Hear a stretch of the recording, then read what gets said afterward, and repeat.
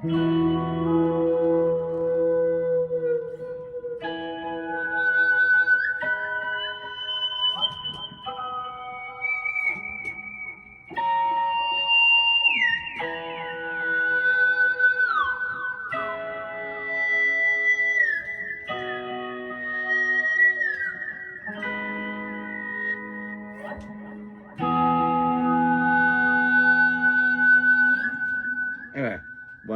this dude, Aaron Laboon, just sent me a Digitech Freakout for free. You other guys need to step it up. No, I'm kidding. No, it's just like such a cool thing to do for somebody. Anyway, yeah. So I just plugged it up for the first time, and I was trying it with Ambient Pogness. It's really freaking cool. And I hadn't done the slide with the feedback note there at the end. That was kind of cool. All right. Okay. If you're anything like me, and I pray you aren't, if you're anything like me, when you grew up, you had trouble maybe getting some chops. Maybe you had some, but I remember specifically all the magazines back in my day. So the 90s is when I grew up. In my day, all the magazines said, and they probably say the same thing, probably all the material on the internet, maybe most of it. I don't know. I don't know what's out there. By the way, I don't know who's on you. Douglas Bubble Trousers or whoever teaches lessons on YouTube. Yeah, I don't follow them. I'm not into the scene. You know what I'm into.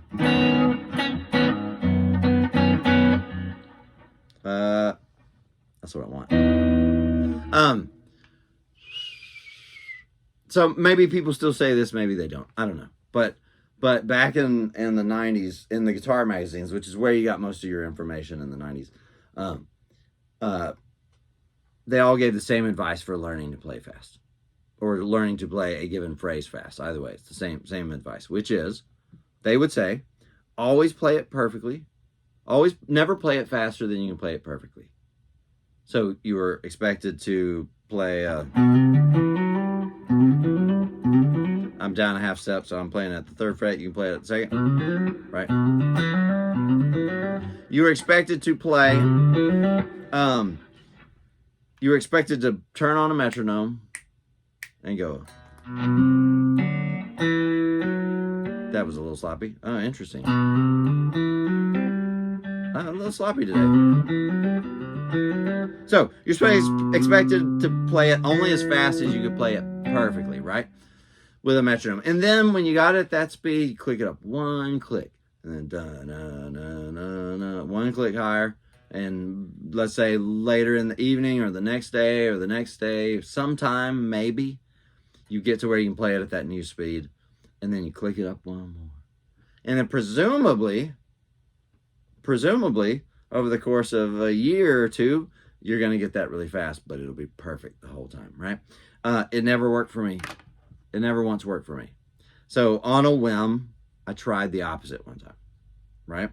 And turns out that worked very, very well for me. All right, so on the Textus Receptus, on the traditional way of doing it, you're retaining the perfection, right? You're playing it perfectly, and you're letting the speed catch up. You're letting the speed come along. But the thing you're not sacrificing, you're sacrificing the speed in order to retain the perfection. It didn't work for me. I found that when I pitched this other approach to dozens of students, it worked remarkably well with them. Okay? This opposite approach is play it fast. Let the perfection come. Get used to the speed of the game. Like an NFL quarterback, they say that the trick, NFL quarterbacks, most of them drop out, don't succeed because they're not, the speed of the game is so much quicker than what they're used to. They're expected to make these decisions so much faster than they were in college. And the ones with the brains to get it done, the ones who get to where they can do all the processing, they're the ones who kill it. And the other ones don't, right? You either get used to the speed of the game, but the point is they practice fast and the speed comes, right? That's what we're going to do. We're going to practice fast and let the speed come. So if you got this lick that you're trying to get just blindingly fast, I'm going to play it sloppily here. You need to go for it. If it's sloppy, cool. I give you permission. And I'm telling you, this works. So go for it. By the way, you can still practice the other way too. Having them both is not a bad thing. Doing them both is a fine thing. But now, one exception, really fast. Let's say that you notice you're doing the same mistake every time. Like you're going for it, it's not clean, whatever. But you, like say, this finger keeps firing instead of this finger on the D string, right? There, you do need to slow it down, reprogram the muscle memory. Your code is written wrong, right? You do not have time to default to the wrong answer and then fix it. To go, oh, nope, not that. Yeah. None of that. You have no time for something like that. So if you notice something is written wrong in the code, that you're going for something that's wrong consistently, fix that. Slow it down, fix it, then jump back into playing it fast, which is, right? Going for it, right? Going for it. That's what we're going for. A little bit of sloppiness in there. So I'm usually pretty good about that, but all right. So we're going for that. At first, you're just going. Yes, that's right. You have permission to do that. You should be doing that. And here's why. Here's what's wrong with the old approach. The old approach has this idea that is incorrect, that playing fast is the same thing as playing slowly, just faster. And it is not. It is not. Your brain is doing something different. Your muscles are doing something different. Promise. All right. Now here's what it is. Ask anybody who can play fast. Maybe I should interview some friends on this. Ask anybody who can play fast, who has really great chops. Are you being careful? Are you being meticulous? Are you trying to be precise when you play fast? And the answer from every single one of them in every case, I guarantee it, is no. In reality, they're just going for it. They're going for it, and they're hoping it comes out right. And if it doesn't, well, so what? Worse things have happened. It's no big deal if it doesn't come out right. But they're playing haphazardly, and that's the difference between playing fast, between somebody who can play fast, playing fast, and playing slowly. Is you're either playing carefully or you're playing haphazardly and hoping it comes out right. If you're not practicing playing haphazardly at some speed, you're not practicing the same event that playing fast actually is. That's why the old way doesn't work for almost anybody. I mean, it didn't work for me, and maybe some of you can vouch for this. It didn't work. There wasn't I would get to some click on the metronome, and I would be stuck there for weeks.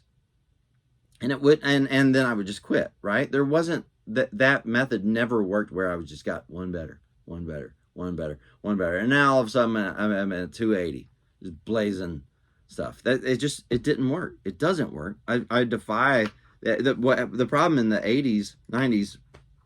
I'm not 80s old, at least. The problem in the 90s is that the people who did talk that way, they were the ones who got in the guitar magazines, and there just weren't enough people getting to vouch for it. It was only famous people. Frankly, famous people who may not have always been, maybe they just rolled out of bed kind of able to do it one day or something. You know what I mean? I don't know. I mean, famous people tend to not be very good at explaining their process, right? I mean, am I painting with too broad of a brush? Did I just come from maybe it was just from a different era of celebrity, but, hearing them try to teach you, it was usually pretty clear. Okay, this dude's a better player than he is a teacher. He's not doing a good job of explaining how he got where he is, right? There were exceptions to that, but the people who can play fast, the activity in which they are engaged, or let me just put it autobiographically, when I go to play fast, I am not being careful. I am not being meticulous. I am throwing my fingers at it fast, and I'm hoping they come out right. If they don't, all right, big deal, big deal. If they do, cool, sweet, it came out right, right? But the point is, you need to practice the activity that playing fast is. In order to be good at playing fast, you need to practice that thing that playing fast is. And that thing is not being very careful. It is not that. That is a different activity. Your brain is approaching it differently. Your brain is literally engaged in different activities. It's monitoring every little detail and stuff, and it doesn't need to do that. Your muscles are doing something different, right? They are making little micro corrections on their ways, and you don't have time for that. That is not the thing that playing fast is. Playing fast is blah, blah, go for it, right?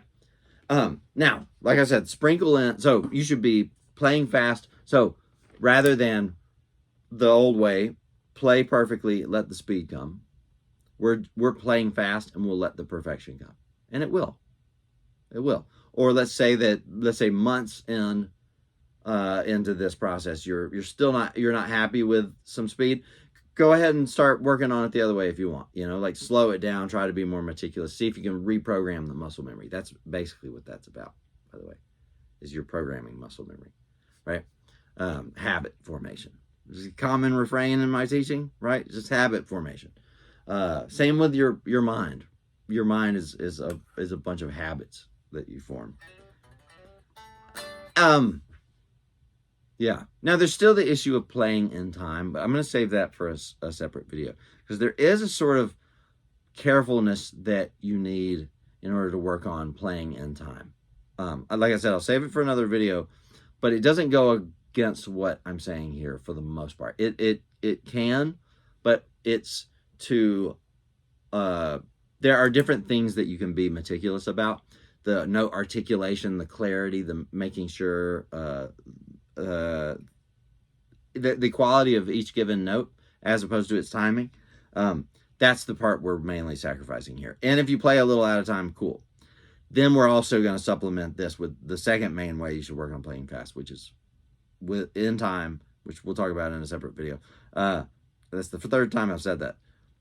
I think you probably get it. This is a smart group.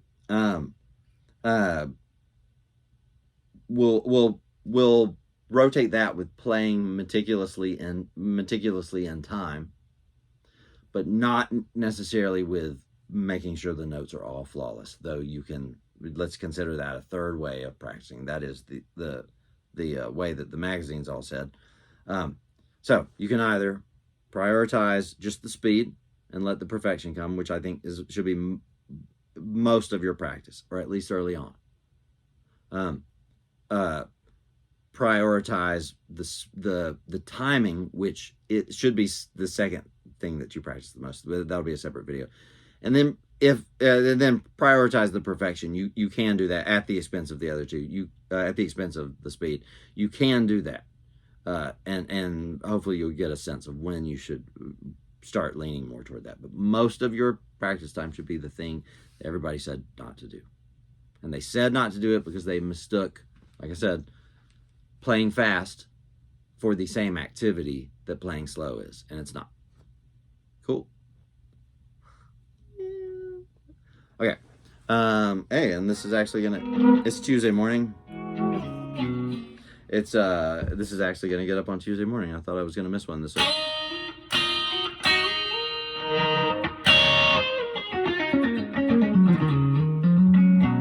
So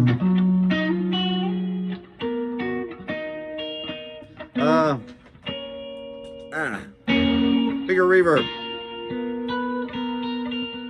Do you guys ever do this? Where you take a cluster of notes and you gotta steer it through the scale shapes? It's a nice, by the way, look, E minor, to a point that I made around what the scale is the chord, around episodes 10. These are all E minors, or 6 chords in this case.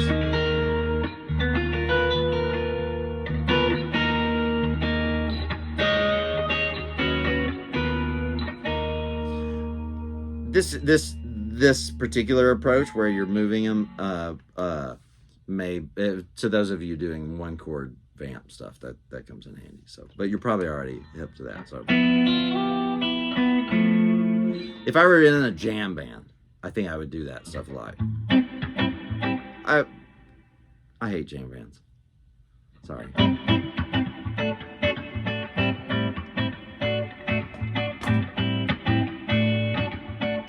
Every jam band sounds like that to me. So.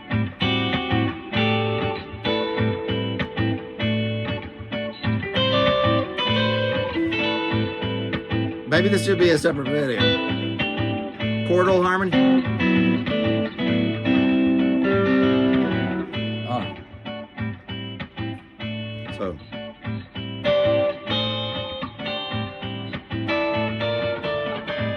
McCoy Tyner stuff.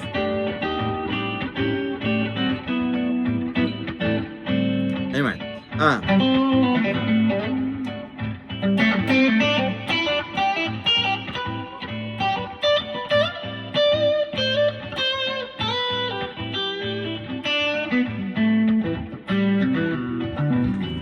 Start off some of this reverb.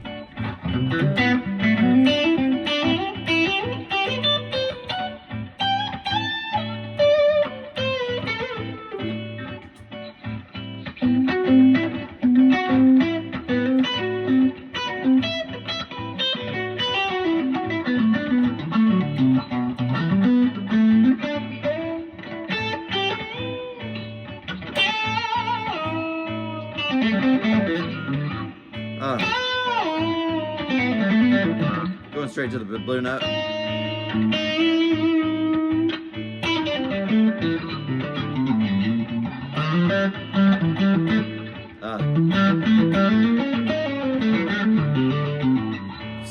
Side slipping. These are all things that if you like that, go look somewhere else. I don't want to talk about the stuff other people talk about. Side slipping. Yeah, if you like the thing I just did. So the other thing was quartal harmony. I mean, I was doing more of a just random clusters of notes before that. But if you like the sound of that, if you want to learn more about this, go to your public library. Quartal harmony, Q-U-A-R-T-A-L.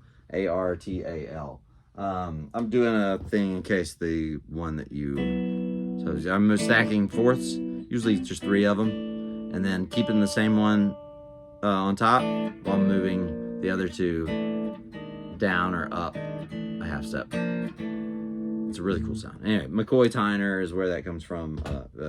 Coltrane's piano player. Great player, great player who is great at more than just that. So, all right, sorry, you got very scatter shooty at the end.